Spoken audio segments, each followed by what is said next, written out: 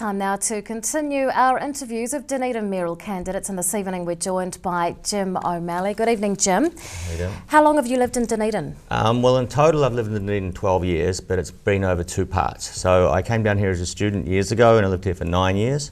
I then moved to the United States to pursue my career, and I've been over there for 25 years and I've been back in Dunedin for 3. So. Why are you running for the mayoralty? Well, the reason I think that I'm running for the mayoralty is that I think we need a mayor who's going to champion the city, and I do believe that Dave Cull's done a good job in running the council, but he hasn't really been seen out on the street. And I think, a good example of that would be in June of last year when the flood occurred in South Dunedin. If I was mayor at the time, I think you would have seen me down there in the flood, and I wouldn't have gone home till I was sure that everything was done. And I really think we need that kind of mayor. And I think we see some challenges coming in the future around things like, we've had the government withdrawing for years, and I do believe we're going to see it in another form soon in the hospital. And we need a mayor who's going to basically champion the city. And Mayor Cull has already said that he's not going to champion the city over the hospital. What leadership experience can you bring to the table? I have a lot of experience working in very big teams. When I was in the States, I went over there, I did a PhD here at Otago and then worked in academia, but then I ended up working in the pharmaceutical industry, and I worked in large corporations, notably Pfizer. And in that environment, I worked with very big teams. We had big budgets, we had to get them in on time, and I was, as a team leader, the kind of person who had to pull a lot of that stuff together. So I think that role fits quite nicely with doing the mayor's job. What are the top 2 issues for you for Dunedin? Well, I think they're the ones that people have been bringing up all the time, especially the top one is what happened in South Dunedin last year, how we're going to keep going forward with that.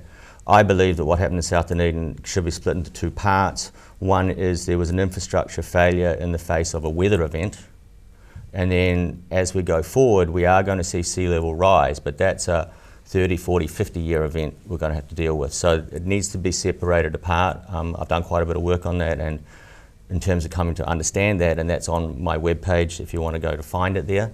The other one, and also with South Dunedin, is urban redevelopment. I think we've forgotten that part of the city when it comes to the retail space. We've got to start building all that up again too. We've kind of become a city of 2 halves. The second part is central government withdrawal and the behaviour of central government towards local government. So in that I see that in 2 parts. The first is the hospital. What is going to happen with the hospital? I don't feel very confident yet that we're going to get the rebuild that we want.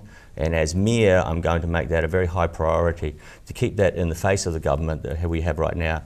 With their election coming up, we've got an important role to play there.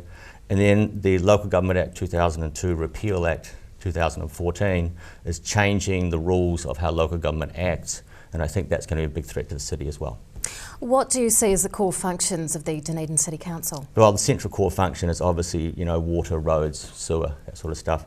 Beyond that, you have amenities, and I think that pretty much covers most of what the council does.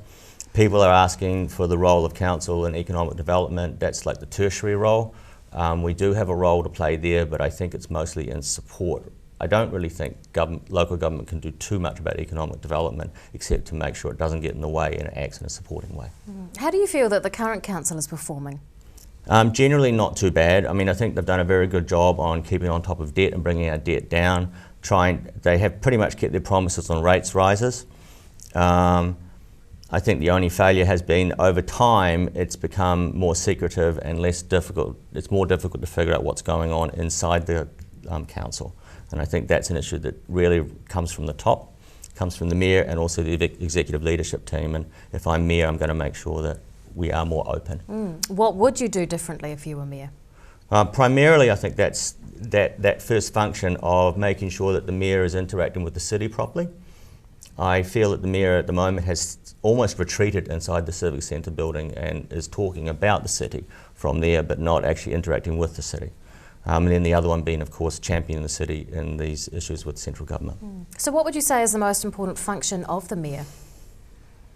I think it's not just one, I think there's 2, and basically it's the same again. Running the council, being the chair of the committees and making sure the council runs as a cohesive group, and then the other one is advocate for the city.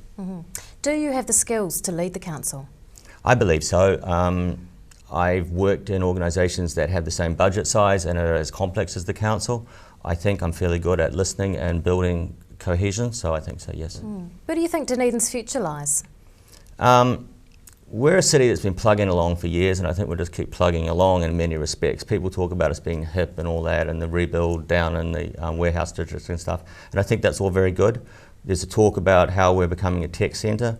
I am a technology company owner in the city, and I would say that that's a little bit overspoken. Technology takes a long time to come forward in terms of building up the economy and employing people.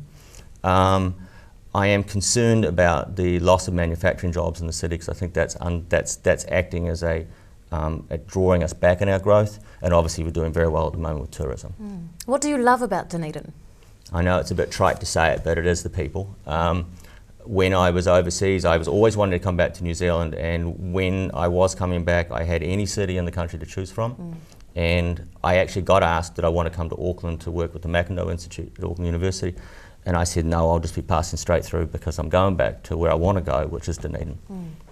And putting your cards on the table, why should Dunedin's ratepayers and residents vote for you?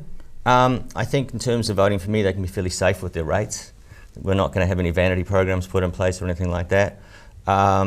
I think that the thing that I can really bring is that I'm pretty sure I can put together a very cohesive council, and I will be a good advocate for the city in the fights that we have coming up for us. Dunedin mayoral candidate Jim O'Malley, thank you so much for your time. Thanks.